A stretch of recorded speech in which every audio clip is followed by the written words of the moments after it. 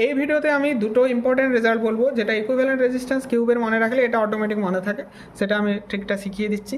কিন্তু আগে এটা বলি যে এটা অনেক সময় ডাইরেক্ট পড়ে যায়, তাহলে ডাইরেক্ট এগুলো মুখস্থ রাখতে হয়, ক্যালকুলেশন করে প্রমাণ করা যায়, কিন্তু অনেক টাইম লাগবে অবভিয়াসলি। তাহলে এগুলো ডাইরেক্ট রেজাল্ট অবশ্যই, কিছু জিনিসের ডাইরেক্ট, সামান্য কিছু জিনিস থাকে যেগুলো ডাইরেক্ট রেজাল্ট মনে রাখতে হয়, তার মধ্যে এটা একটা। যাও, এটা একটা কিউব আছে, প্রত্যেকটা যে সাইড আর কি সব রেজিস্ট্যান্স আছে আর সবগুলোরই, এটা এটার ওপর দিয়ে যাচ্ছে, এটা কিন্তু লেগে নেই, বুঝতেই পারছো। যাই হোক, তাহলে সবগুলো রেজিস্ট্যান্স হচ্ছে আর, তাহলে আমাদের ইকুইভ্যালেন্ট রেজিস্ট্যান্স করতে হবে। এবার পয়েন্টের উপর ডিপেন্ড করে যে কোন পয়েন্টের মাঝে করছি। বডি ডায়াগোনাল যদি হয়, তার মানে এই পয়েন্ট আর এই পয়েন্টের মধ্যে, অথবা এই পয়েন্ট আর এই পয়েন্টের মধ্যে। তোমরা যদি তোমাদের রুমটাকে একটা এরকম কিউব ধরে নাও, তাহলে দেখবে যে রুমের এক কর্নার থেকে অপোজিট সিলিংয়ের কর্নার, এটা হচ্ছে বডি ডায়াগোনাল একটা, অথবা রুমের এই কর্নার থেকে সিলিংয়ের যে অপোজিট কর্নার, সেটা হচ্ছে একটা বডি ডায়াগোনাল। এই দুটো পয়েন্টের মধ্যে বা এই দুটো পয়েন্টের মধ্যে আমাকে যদি ইকুইভ্যালেন্ট রেজিস্ট্যান্স করতে হয়, সেটা হচ্ছে 5/6R। একইভাবে যদি কোনো সাইডের দুটো প্রান্তে হয়, মানে এইটা বা এটা বা এটা, যে কোনো একটা সাইডের দুটো যে পয়েন্ট, তাদের মধ্যে হচ্ছে 7/12R।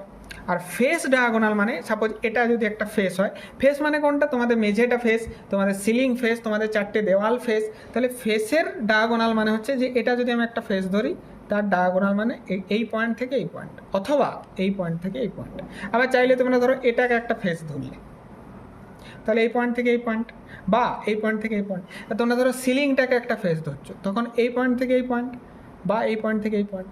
তাহলে এটার মধ্যে যেটি করা হয়, তাহলে ইকুইভ্যালেন্ট রেজিস্ট্যান্স হয় 3/4R।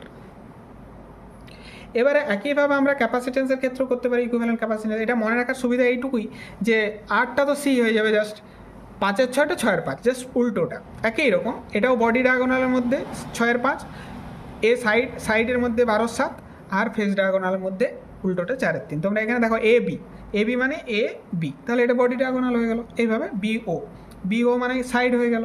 আচ্ছা, বিডি মানে ফেস ডায়াগোনাল হয়ে গেল। তাহলে এটাই, জাস্ট এটা উল্টে যাচ্ছে, 12/7 হয়ে যাচ্ছে, এটা 4/3 হয়ে যাচ্ছে, আর এটা 6/5 হয়ে যাচ্ছে, আর এর বদলে সি। তাহলে ইকুইভ্যালেন্ট ক্যাপাসিটেন্সের ফর্মুলা একই রকম, তাহলে এই দুটো একসাথে মনে থাকবে। এটা মনে থাকলে এটা উল্টোটা হয়ে যাবে, আর এর বদলে সি হয়ে যাবে। ঠিক আছে, এইভাবে তোমাদের দেখে বুঝতে পারছো, এইভাবে মনে রাখা যায়।